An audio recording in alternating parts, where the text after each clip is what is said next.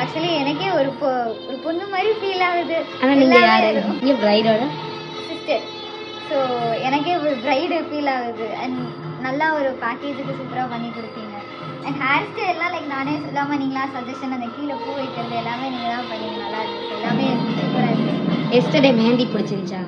சூப்பராக இருந்துச்சு. இங்கே பாருங்க, இதுவும் நீங்களே சஜஸ்ட்